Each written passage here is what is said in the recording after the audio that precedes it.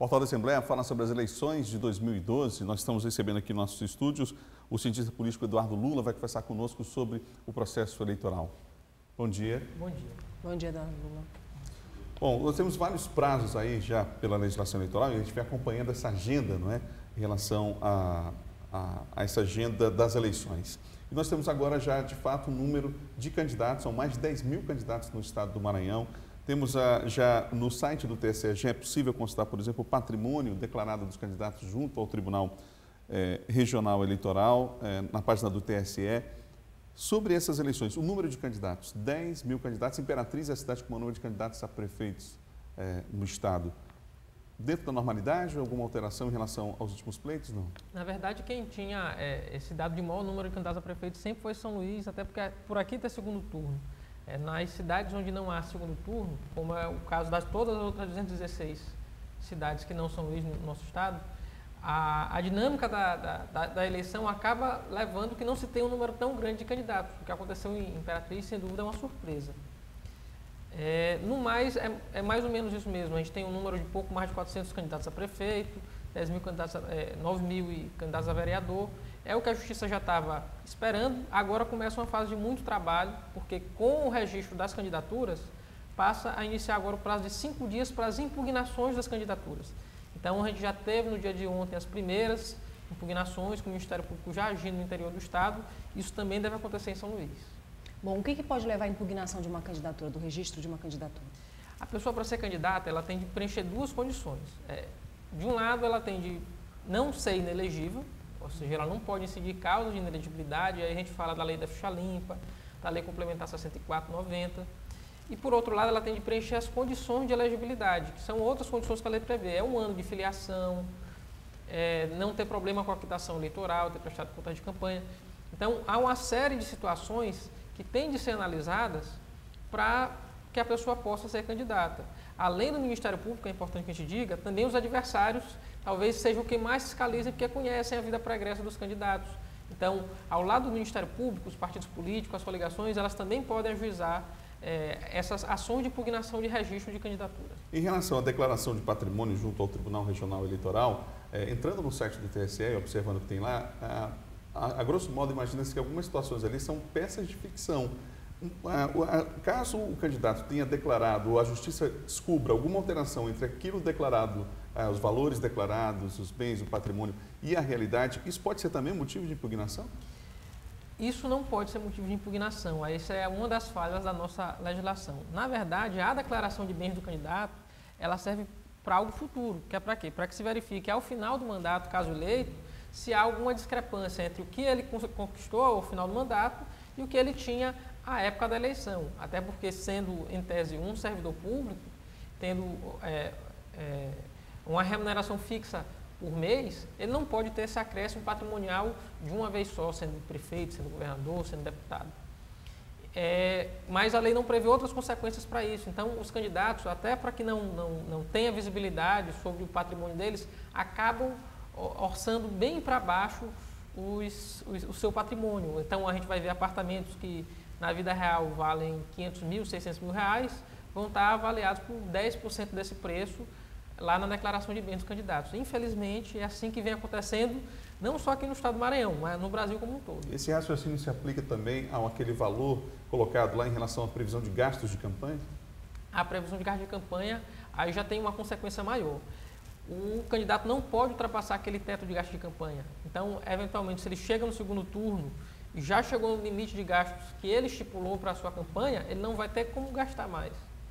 Então, aquilo ali é especulativo, né? Mas a gente pode olhar, já nessa eleição para o prefeito de São Luís, valores altíssimos, valores de campanha de governador do estado em alguns estados do Brasil. Bom, Eduardo, você falou nas coligações, nos partidos políticos, nos adversários sendo fiscalizadores, com a função de fiscalizar o outro candidato, né? E o cidadão comum também, né, tem esse papel. Hoje existem vários instrumentos que o cidadão comum ele pode acompanhar esse candidato, não só durante o processo eleitoral, mas também, né, o pós-eleição, né, durante a administração. Mas ainda não é algo cultural no Brasil que o cidadão seja esse agente fiscalizador, apesar dos instrumentos, né, que se tem hoje. Isso são dois pontos. O primeiro ponto, acho que para ser discutido uma reforma política, é dar legitimidade para o cidadão ingressar com essas ações. O cidadão hoje não pode ingressar com nenhuma ação no campo eleitoral, a pessoa, mas ele pode representar para quem de direito, ele pode representar para o Ministério Público. Então, hoje também o TRE abriu um canal de ouvidoria. Há uma ouvidoria no TRE para que essas denúncias de compra de voto, de malversação de dinheiro, utilização da coisa pública para a campanha, para fins particulares, isso já pode ser levado também ao Tribunal Regional Eleitoral, que vai tomar as providências. Agora, é um ponto para se dizer assim, são poucas ainda as denúncias que chegam diante da realidade que a gente vê. Houve alguma alteração significativa do que diz respeito à campanha política, que já começou inclusive na sexta-feira com a possibilidade de carreatas, enfim? Eu acho que a gente tem uma consolidação. Nessa campanha a gente está tendo muito mais cuidado. Na campanha de 2008 e 2010, quando essa legislação, por exemplo, a respeito das contas de campanha, tem todo o procedimento para poder começar a gastar. A gente faz o pedido do registro, com o registro conquista o CNPJ, com o CNPJ se abre a conta de campanha.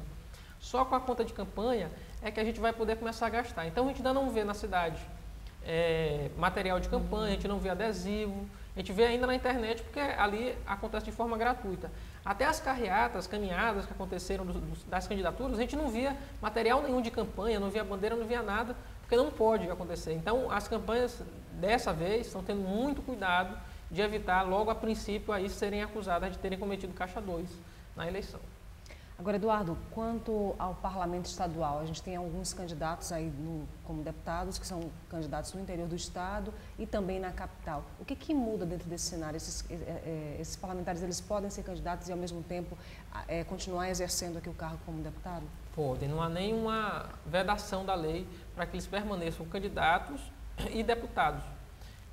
O que vai alterar é que eles vão ter agora muito mais dificuldade para estar interagindo nas duas frentes, principalmente depois quando começar o período crítico de campanha, que é mais ou menos a 45 dias da eleição, lá para meados de agosto. A gente vai atender as sessões legislativas normalmente e eles vão estar sendo candidatos também. Então, na verdade, a dificuldade que eles terão vai ser de compatibilizar essas agendas, mas não há nenhuma proibição da legislação para que eles permaneçam deputados sendo candidatos. Essa eleição não é um momento de reflexão também para a sociedade em relação ao papel, por exemplo, de um prefeito, de um vereador, quer dizer, mais do que o pleito, não é possível ficar com mais uma lição no campo democrático do que significa uma eleição, do significado disso? Principalmente, Adalberto, me permita completar, Eduardo, quando a gente tem aí uma eleição extremamente emblemática, onde se discutiu intensamente a questão da reforma política, onde muitos pleitos não foram ainda definidos em relação a essa reforma política, e quando a gente tem aí um Tribunal de Contas do Estado divulgando com antecedência números de pessoas que estariam com as contas sujas, entre aspas, para essas eleições? Isso é que é fundamental, é saber que o voto é uma arma poderosa, mas a cidadania ela não se esgota ali. Para os pensadores liberais, o cidadão ele era aquele que votava, mas hoje já se pensa diferente. A cidadania ela se estabelece para além do voto, é no cotidiano, é no dia a dia.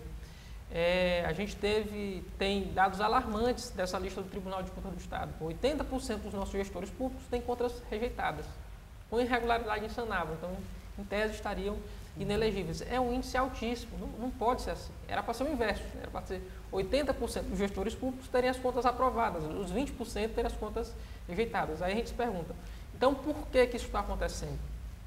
Então, a gente depende também, para evitar que o gestor cometa esses ilícitos, da cidadania que aconteça durante todo o transcorrer do mandato, e não só no momento de votar. O voto é importante, é o momento que a gente elege nosso representante. Mas depois de ele eleito, a fiscalização da população tem que acontecer todo dia para que a gente possa ter uma coisa pública melhor. Essa situação junto aos tribunais por parte dos gestores, ela se dá muito mais, é possível perceber, fazendo uma análise mais aprofundada, falta de informação ainda, de preparo técnico ou má fé?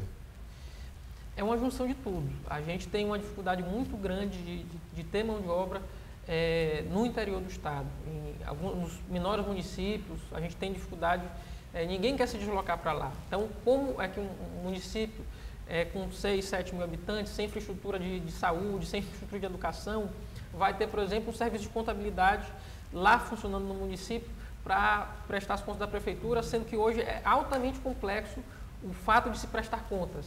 né? Como é que vai funcionar uma comissão de licitação com pessoal adequado, com pessoal preparado, qualificado, sendo que o município não dá condições sequer de moradia para aquelas pessoas ali residirem. Então, há uma junção de coisas que se completam e dão como resultado esse 80% de contas rejeitadas, o que eu continuo afirmando, não faz o menor sentido.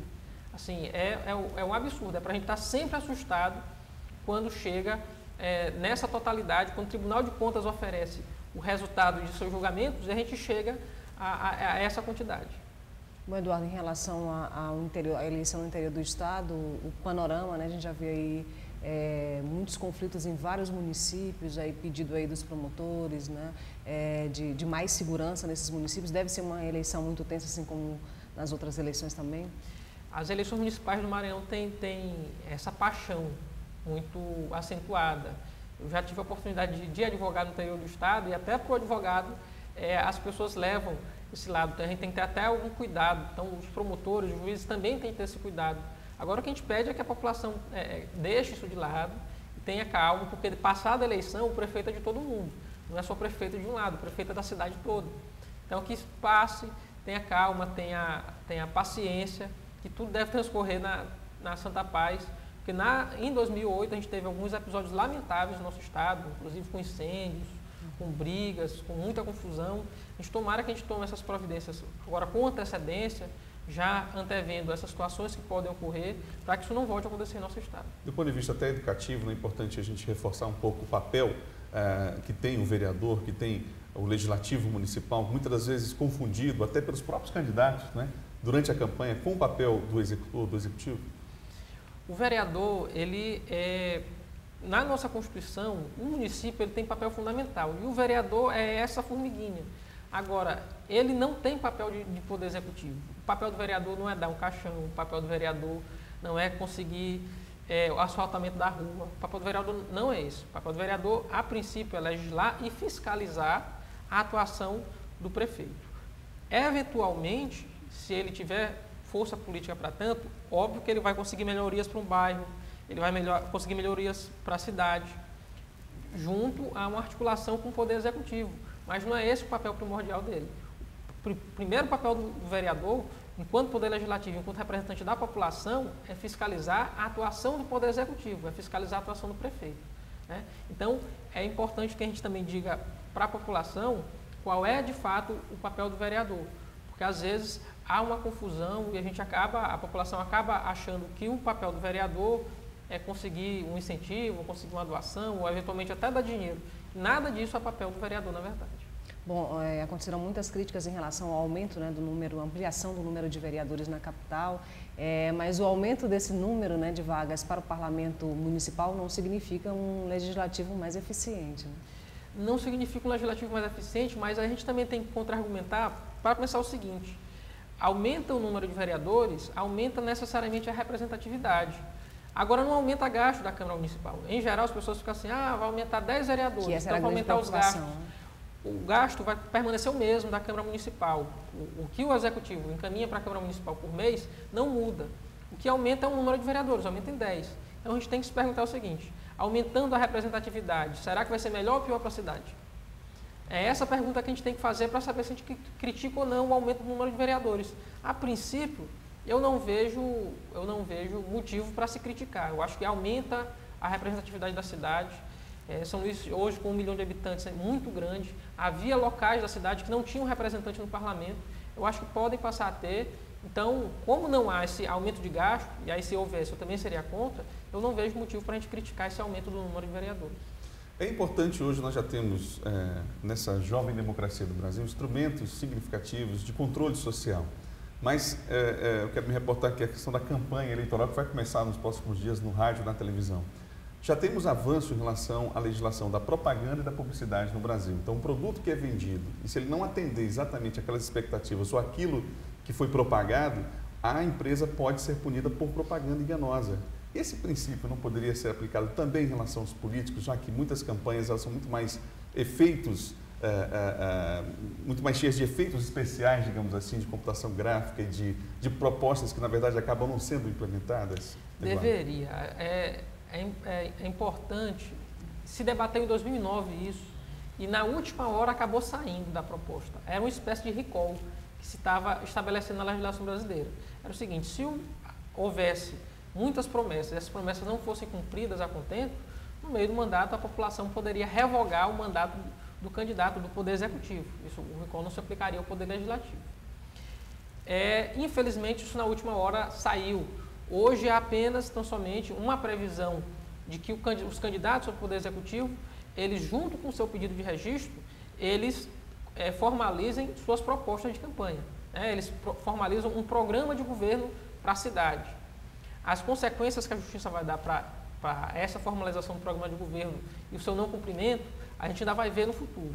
Eu, pessoalmente, já defendo que é possível, sim, que no futuro, caso o candidato simplesmente esqueça o programa de governo que ele lá depositou em confiança de seus eleitores, ele possa perder o mandato. Agora, esse é um debate que a gente vai ter mais à frente, que vai chegar no Supremo Tribunal Federal com toda certeza. Eduardo, muito obrigada pela sua participação aqui no Portal da Assembleia. Eu que agradeço. Obrigado. Veja no próximo bloco, o encontro discute regulamentação da Lei Estadual de Educação Ambiental. E mais, a UFMA em contagem regressiva para a SBPC. Um instante só.